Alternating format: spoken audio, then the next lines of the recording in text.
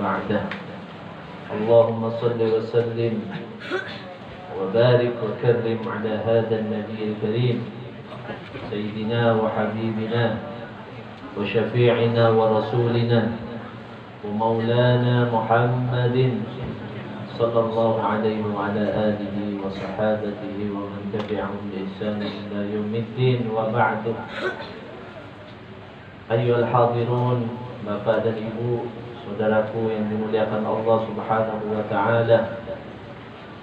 Syukur kita tak terhingga ke hadirat Allah.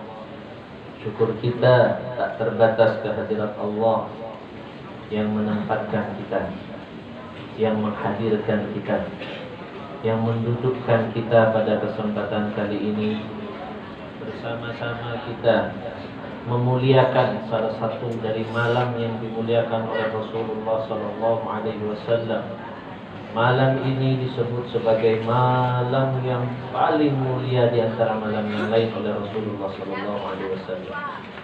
Bahkan Sayyidina Rasulullah sallallahu alaihi wasallam menyebutkan ada 5 malam. Ada 5 malam yang doa di dalamnya tidak akan pernah tertolak. Khamsun la yuraddu fihinna, khamsu layalin la yuraddu fihinna du'a.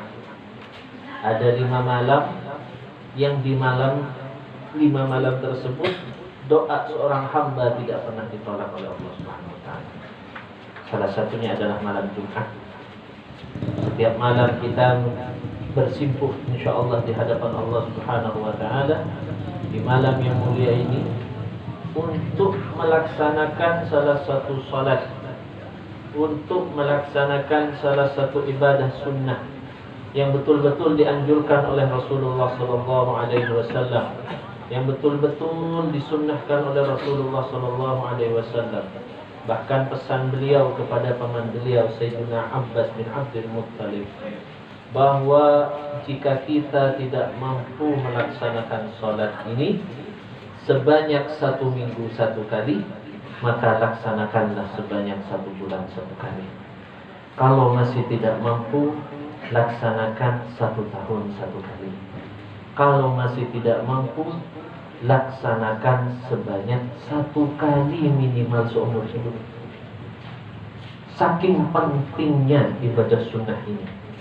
Dan alhamdulillah yang harus kita yakini dan kita pahami, Bapak dan Ibu, para santri yang ada di sini kesemuanya, Allah hadirkan, Allah dudukkan, Allah tempatkan di tempat ini bersama-sama untuk salat tasbih, melaksanakan salah satu kesunahan yang Rasulullah sallallahu alaihi wasallam betul-betul sunnahkan, betul-betul anjurkan, betul-betul perintahkan kepada paman beliau khususnya dan umumnya kepada para sahabat dan tentunya kepada kita sebagai umatnya.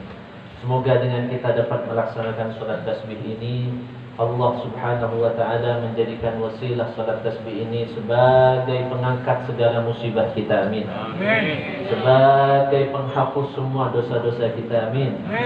Dan tentunya semoga Allah Subhanahu wa taala menjadikan salat tasbih ini sebagai hisnul hasin, sebagai perisai, sebagai benteng bagi diri kita atas segala sesuatu yang dapat mencelakakan kita, khususnya di tengah-tengah pandemi saat ini.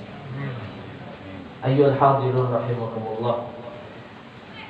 Kebetulan kita sekarang berada di bulan Dzulhijjah, dan syariat utama atau kesunahan utama daripada bulan Dzulhijjah, ibadah yang paling utama setelah melaksanakan ibadah haji adalah iraqatud dam, yaitu mengalirkan darah, atau biasa kita kenal dengan ibadah kurban. Namun sebelum kita pergi ke kurban, kita perlu lihat bagaimana sejarah kurban itu sendiri. Sejarah akhirnya terdapat syariat ibadah kurban. Kita lihat bagaimana Nabiullah Ibrahim alaihissalam menantikan kehadiran putra yang cukup lama, hingga akhirnya lahirlah seorang putra. Putra yang dinanti-nantikan, putra yang sangat disayangi oleh Nabiullah Ibrahim alaihissalam. Ternyata Allah berikan perintah kepada Nabi Ibrahim untuk disembelih, dikorbankan kepada Allah.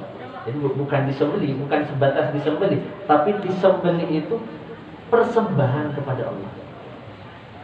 Jadi putranya disembelih untuk dipersembahkan kepada Allah Subhanahu wa taala di dalam mimpi beliau.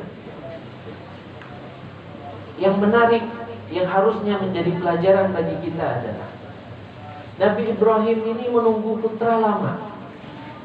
Nabi Ibrahim ini adalah nabi tapi juga manusia. Ya.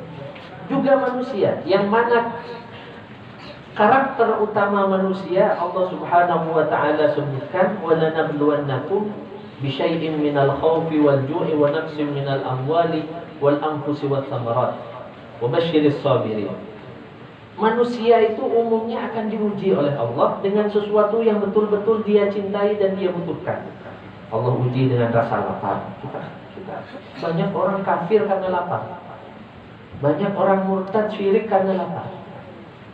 Yang kedua, Allah uji dengan keluarga. Saya yakin semua orang mencintai keluarganya, terkhususnya anak. Jangankan yang menanti anak sampai lama lahir, punya anak banyak saja, anaknya jumlahnya 10, 11, semuanya dicintai oleh orang tuanya tanpa terkecuali. Dan Nabi Ibrahim menunggu anak sekian lama lahir. Ketika anak itu falamma balagha anhu sa'ya, anaknya sudah beranjak dewasa bersama Nabiullah Ibrahim, ternyata diperintahkan untuk disembelih. Diperintahkan untuk dipersembahkan kepada Allah Subhanahu wa taala. Namun apa yang dilakukan oleh Nabiullah Ibrahim? Satu, ayahnya ridho dengan ketetapan Allah. Nerima. Disampaikan itu kepada anaknya. Ya, disampaikan kepada anaknya. Ya. Inni ara fil manami anni adbahu fanzur madza tara. Ya anakku, saya itu mimpi diperintah Allah untuk menyembelih kamu. Apa pendapatnya? Jadi anak bapaknya menerima. Bapaknya ridho dengan ketetapan Allah Subhanahu wa taala. Sehingga berani menyampaikan kepada anaknya bahwa engkau anakku harus dipersembahkan kepada Allah dengan cara disembelih. Minta pendapat anaknya, apa jawaban Nabiullah Ismail alaihissalam? Qala ya abati fa'al ma tu'mar satajiduni insyaallah minas sabirin. Wahai ayahku, lakukan perintah Allah tersebut, insyaallah engkau akan mendapatiku sebagai hamba Allah yang sabar.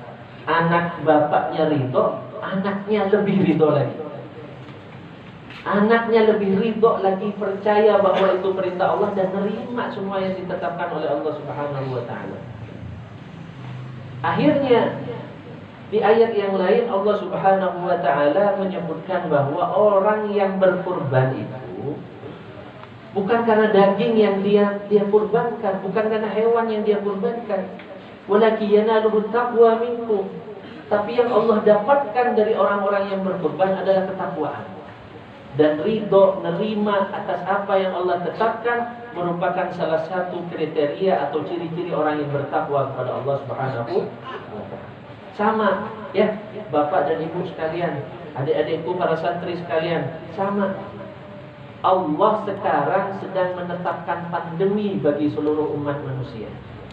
Apakah lantas kita akan berpangku tangan dan protes dan marah-marah dan harus ikhtiar berlebihan tanpa adanya kepasrahan, tanpa adanya tangisan doa memohon kepada Allah agar dijaga dari pandemi ini? Ingat, Allah Subhanahu wa taala berfirman, inna ma'al usri yusra.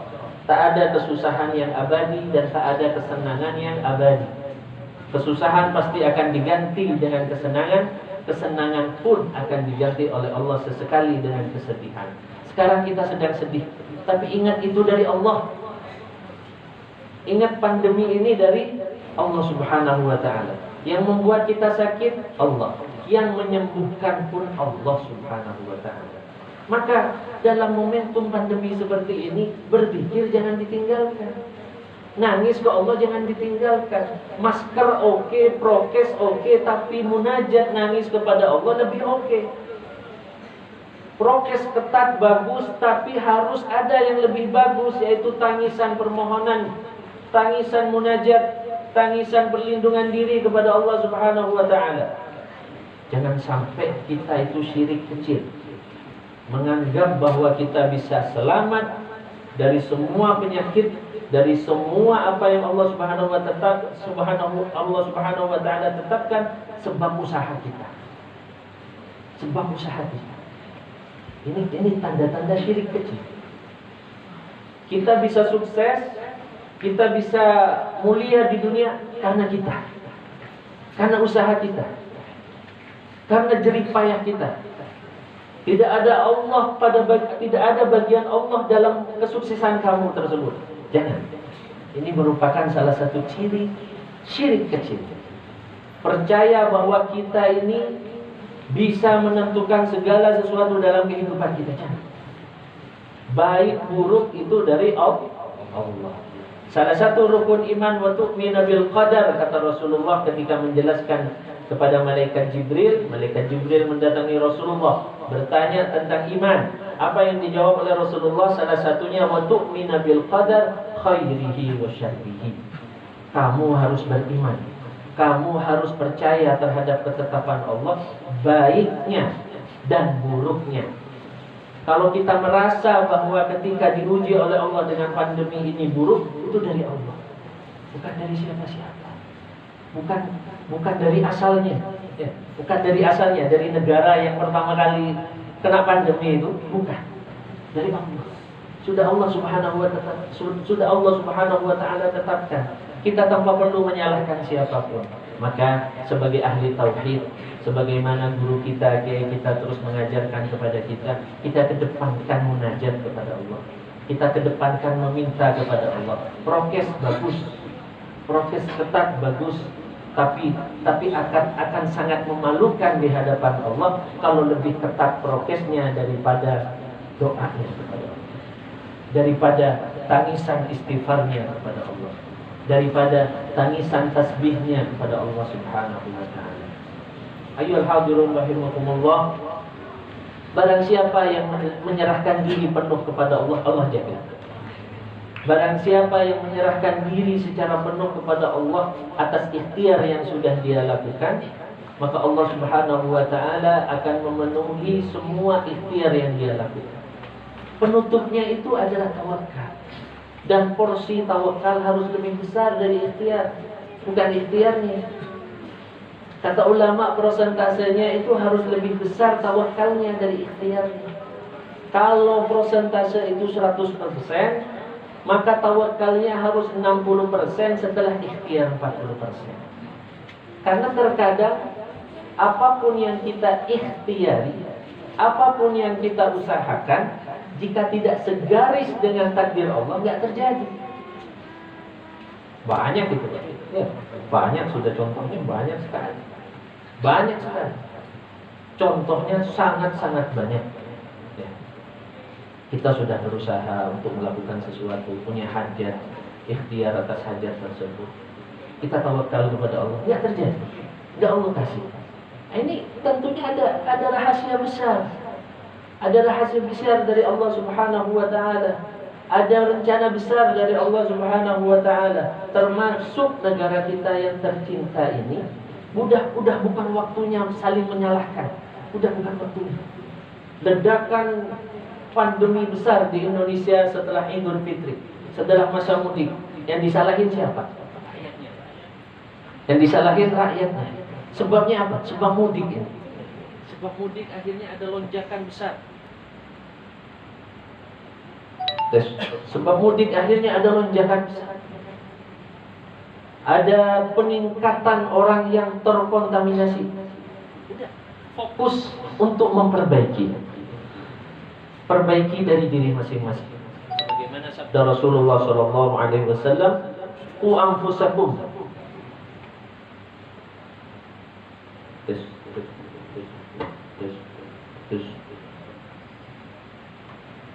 Qu anfusakum. Allah memerintahkan kita menjaga diri kita. Menjaga diri. Wa ahlikum, keluarga, orang terdekat. Kalau di pesantren, ustadznya jaga diri. Kemudian menjaga para santri. Kalau dalam ruang lingkup keluarga, ayah ibu jaga diri. Anak-anaknya kemudian dijaga. Sebagai keluarga, anak-anaknya dijaga. Qu anfusakum wa ahlikum nar. Ini kenapa? Terus. Qu anfusakum wa ahlikum nar. Allah perintahkan kita menjaga, Rasulullah SAW beritahu jaga diri. Jadi tidak ada waktu untuk saling menyalahkan. Nah, kalaupun ada seumpama ada orang yang tak taat prokes, ya, orang yang menganggap bahwa pandemi ini adalah sesuatu yang bohong, kita doakan semoga Allah menjaga kita semua. Bukan lantas memusuhi, bukan lantas memaki-maki dan lain sebagainya. Itu pilihan semua. Yang terpenting kita adalah ku anfusakum, jaga diri sendiri, jaga diri, jaga keluarga. Maka insya Allah Allah Subhanahu wa Ta'ala akan jaga kita sebesar kita bertawakal kepada-Nya.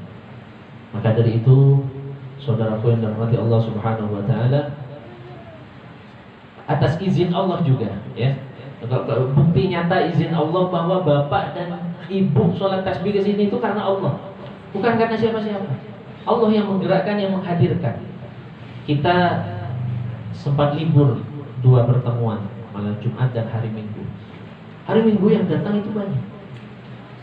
Yang datang kan mau sholat, yang datang mau sholat, tapi nggak jadi. Artinya Allah tidak mentakdirkan sholat tasbih. Mungkin lanjut sholat di rumahnya, tapi tidak ditakdirkan sholat tasbih di darul tasbih. Nah sekarang Allah takdirkan, maka kita bersyukur. Sama sakitnya kita, sehatnya kita, rezeki yang kita dapat, semuanya itu adalah ketetapan Allah. Tidak bisa kita mengatur itu semua. La taqata li makhluqin ma'a qudratil khaliq. Tidak ada kemampuan bagi makhluk untuk melawan skenario Allah Subhanahu wa Ta'ala. Tidak bisa. Kita anggap musibah saat ini, pandemi yang global ini adalah skenario Allah. Dan skenario pasti ada endingnya. Sebuah skenario pasti ada endingnya. Entah endingnya kita yang wafat, atau kita mendapati dunia ini kembali indah tanpa adanya pandemi. Kalaupun endingnya kita wafat, kita berdoa terus kepada Allah, semoga Allah mewafatkan kita dalam kondisi husnul khatimah. Apapun penyebabnya, semua mati itu ada sebabnya, Pak. Ada mati sebab sakit flu, biasa mati. Ada mati sebab kesandung, jatuh, ada. Ada orang mati wafat di kamar mandi, ada tanpa ada sakit. Kalaupun sekarang ada yang wafat, Allah bikinkan sebab karena pandemi, ya banyak, ada juga. Jadi kematian pasti datang menghampiri kita. Tugas kita adalah tidak usah pusing kita wafat gara-gara pandemi ini, tidak. Tapi kita harus fokus bagaimana kita bisa mengakhiri kehidupan kita di dunia ini dengan husnul khatimah. Dengan husnul khatimah, membawa iman, membawa Islam, dan berperilaku ihsan ketika akhir hayat kita. Amin ya rabbal alamin. Maka dari itu mari kita bersama-sama sholat tasbih. Selepas sholat kita bermunajat bersama, berdoa bersama. Semoga Allah Subhanahu wa Ta'ala menerima munajat kita, menerima sholat kita, khususnya pada malam yang mulia ini, malam Jumat, yang insya Allah dalam beberapa hari lagi kita akan ketemu dengan malam Idul Adha. Sama-sama malam mustajab. Jangan disia-siakan. Sekarang pun kita sedang berada di 10 hari awal bulan Dzulhijjah. Para ulama mengatakan perbedaan 10 hari akhir bulan Ramadan dengan 10 hari akhir bulan Dzulhijjah adalah terletak di siang dan malam. Kalau 10 hari akhir bulan Ramadan, yang utama, yang afdol, yang banyak pahalanya di malam hari. Kalau 10 hari awal bulan Dzulhijjah sampai Idul Adha, yang afdol, yang utama adalah di siang hari. Ya, jadi siangnya jangan dikosongkan dengan membaca Al-Quran, dengan membaca takbir, membaca tasbih, membaca tahlil, khususnya membaca sholawat. Karena yang utama di siang hari untuk 10 hari awal daripada bulan Dzulhijjah. Insyaallah, dan ditutup dengan malam Idul Adha, bermunajat yang sangat banyak kepada Allah. Tidak ada kesusahan yang abadi dan tidak ada kebahagiaan yang abadi. Semuanya berputar. Ma'al usri yusra. Setelah kesusahan ada kebahagiaan. Dan ketika kita bahagia, ingat pemahaman sebaliknya adalah setelah kita bahagia, Allah pun menyediakan jatah susah untuk kita. Maka kalau kita sudah menerima itu semua dari Allah, lega hati Pak. Benar kata Sayyidina Ali ketika berpesan kepada putranya Sayyidina Al-Hasan wal Husain. Apa kata Sayyidina Ali? Irda bima qassamallahu lak takun awnan nas. Ridho, terima nak terhadap apa yang Allah bagikan kepadamu, maka kamu itu akan jembar luas hatinya. Al-Nanas, jadi orang paling kaya hati maksudnya. Ya, kita dapat musibah, tahu musibah itu sudah jatah Allah berikan kepada kita, ya terima, santai akhirnya. Oh, bismillah, semoga Allah beri taufik, Allah beri pertolongan, musibah ini cepat selesai. Dapat kesenangan, kebahagiaan, rezeki dan lain sebagainya. Sadar bahwa itu dari Allah, bukan dari diri kita. Bukan karena kelihayan kita berdagang, bukan karena kelihayan kita berbisnis, dari Allah. Terima, wah ini dari Allah. Alhamdulillah, banyak bersyukur. Ketika dapat musibah dari Allah, tahu, banyak istighfar, hingga akhirnya kita itu lega. Ya, semoga yang paling penting adalah tidak merasa sempit hati ketika masa-masa pandemi seperti ini. Sekarang kan ada orang sakit dikit, demam sedikit, pilek sedikit, larinya sudah ke situ. Pikirannya sudah ke situ. Bawaannya sudah ke situ. Ya. Padahal sebelum ada pandemi, yang namanya pilek, demam sudah ada. Sesak nafas sudah ada. Saturasi oksigen di bawah normal sudah ada dari dulu. Cuma pilek sedikit bawaannya ke situ. Coba diganti pola pikirnya, pilek ini dari Allah. Jadi apapun yang terjadi disebabkan pilek ini saya terima. Orang udah tercatat kok. Udah tercatat. Kita wafatnya kapan, dalam kondisi apa, kita menikahnya kapan, dengan siapa, kita dapat rezekinya kapan, sebesar apa, semuanya sudah tercatat dan itu tidak akan berubah azali. Ya. Termasuk qudratullah al-mubramah, ketetapan Allah Subhanahu wa taala yang tidak bisa diganggu gugat dan tidak akan pernah berubah. Kematian kita itu enggak pernah berubah, enggak pernah berubah. Kita wafat sampai usia berapa?